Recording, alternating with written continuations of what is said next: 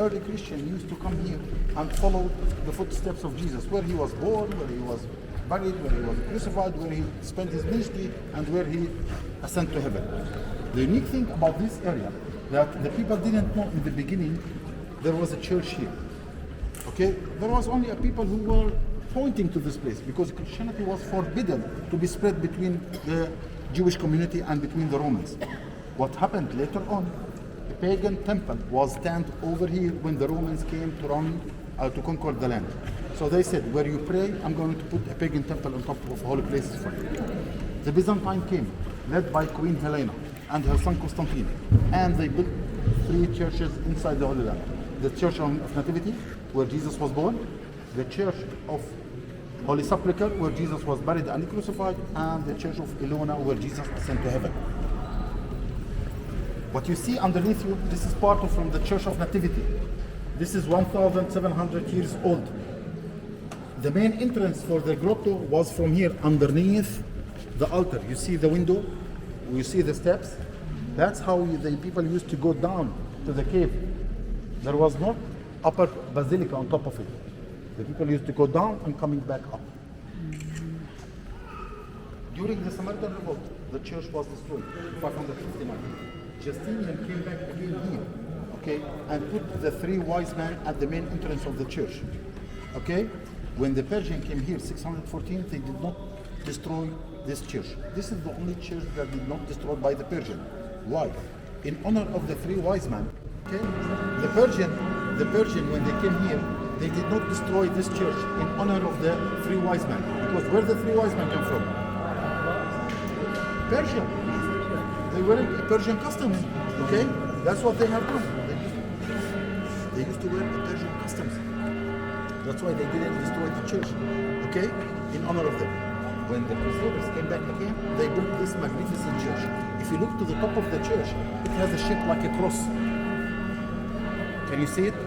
From the east to the west and from north to south, it has a shape. Look to the ceiling, guys. And what you see on the walls, that's from gold. The mosaics on the wall from gold, from the Crusader era. When they did the excavation here in 1920, they found 80 centimeters underneath us the ruins of an ancient church which all over the world. This is the oldest church in the Holy World, which means underneath any block, any stones, you can see the mosaics which goes to the oldest church. Now the church is divided into 2 sections. We have the Greek Orthodox section and we have the Armenian section. When we went out from the grotto, that was the Armenian section. So where are the Catholics? We know the Muslims had a fight with the Catholics, they kicked them out. They came back again to this area. They built next to this church a chapel which we call it St.Jerome, the one that we are going to visit after I finish my explanation. I need you to see one of the unique things. Come over here and we talk about the whole. I don't want to take time for taking pictures. Don't worry.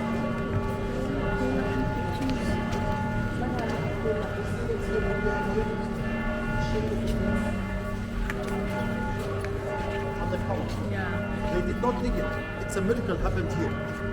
Muslims took an order to rob the church and to take all the gold inside this church, led by Zahir al-Amar, Zahir Bebers. That's in the 13th century. He was a Mamluk leader. He gave an order to his soldiers to come to this church and to rob and to take all the gold inside.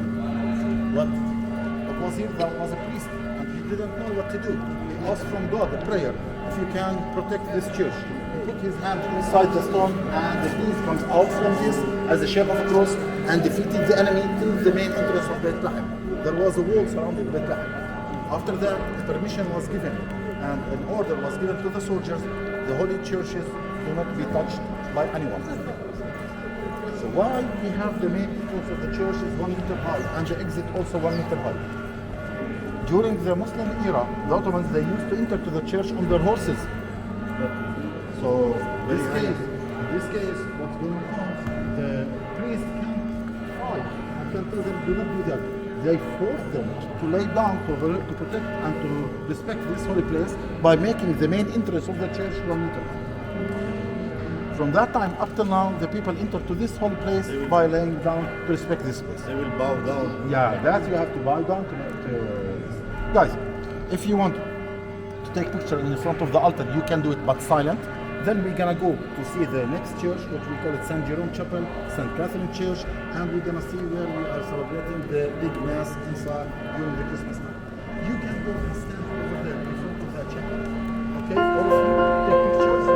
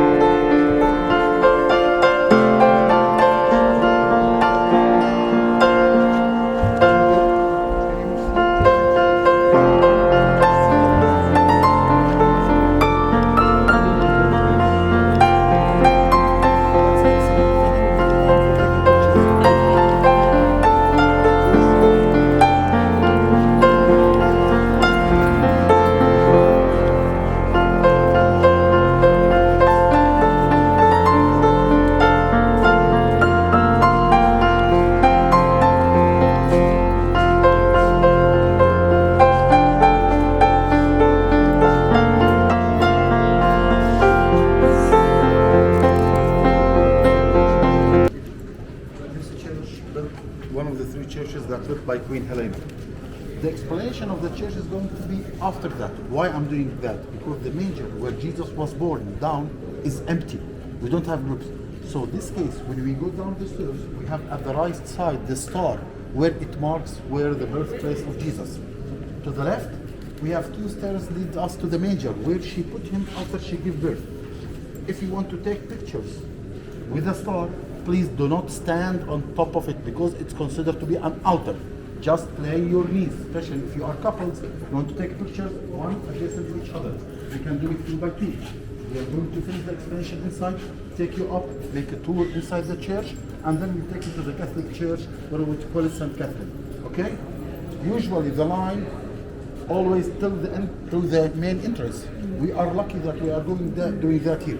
So please, the most slowly, stay 2 people adjacent to each other.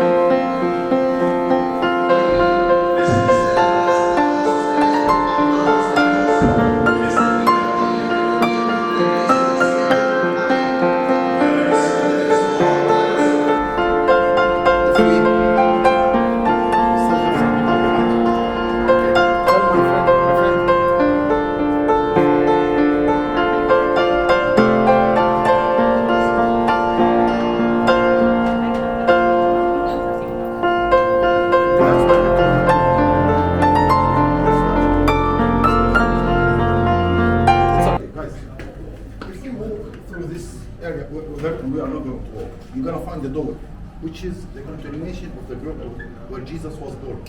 We saw the star of Nativity. That's from that area. So we are here underneath the Catholic chapel, which we call it St.Jerome. This church, the modern one, built in the 13th century by the Catholics. Okay, since they doesn't have any rights inside the Orthodox chapel, they opened that church and they continued digging around underneath it. They found several chapels in this spot. This is what we call it the chapel of Saint Joseph, where you are standing. Saint Joseph was sleeping when the angel appeared for him and told him there's someone who wants to kill the kid. Please take this kid and fled away to Egypt. Okay? We have the chapel of the three wise men. We know this. The three wise men came here carrying what is it? Sorry? Francis Mir. Okay. That's what they used to carry when they came to visit Jesus. And we have the other chapel, which is only founded in the 5th century by St.Jerome. St.Jerome, he was the person who took the Bible to translate it from Aramaic and Hebrew into Latin, what we call it Vulgata. So this is how the grotto or the chapel looks like. When you go to see the modern church, you will not be able to figure out how the chapel looks like. This is originally from the time of Jesus. So here the spot were closer to the point where Jesus was born. Okay? We have another chapel over there, which we call the Chapel of St. Jerome, where he came and hid in between the bones and the dead people, because we know a lot of people were killed here during Herod's time.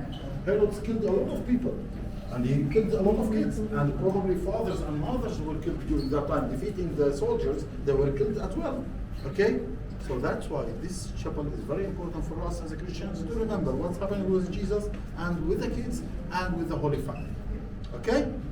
The moment we go up to the upper church, it's not allowed to make any voice because, as you heard, there was a mass, and the big mass that takes place in this area during Christmas time in the upper chapel. So imagine it doesn't fit only for 500, 700 people maximum. That's why when you want to book a reservation for a mass, you don't book it through an office. You book it by yourself direct through the Christian Information Center. They give you a ticket, like the stadium ticket, with the serial car number, and you get in. If you have a permission, you can get it. Because you know, thousands of people, hundreds of people come from all around the world to celebrate and to join this important mass. That's why in the Shepherd's Field, we have a lot of altars for those who can't or didn't succeed to join this mass. They can go over there, especially for groups. You can see the rest of the church. It's the opposite to the Orthodox church where they have a mass. Okay? And if you want to enter inside to see the St. Jerome chapel, you can do it. You can see St. Jerome carrying the Bible. Then when you go up to the upper chapel, silent, we're gonna go outside where we can see the statue of St. Jerome. On the way out, at the left side, you can see a big bronze tablet, which you can see it where King David came to, where Prophet Samuel came looking for the second king of Israel, which is King David. He was outside on the field, he was looking after him, and he saw the 6 brothers. The moment he wanted to look to the King David, he told, you were anointed and chosen by God to be the second king of Israel. From that, from the king of Israel, from the second king of Israel, from the tribe of King David, we can see at the top of this tablet, or bronze tablet, Jesus. So Jesus came from the tribe of King David.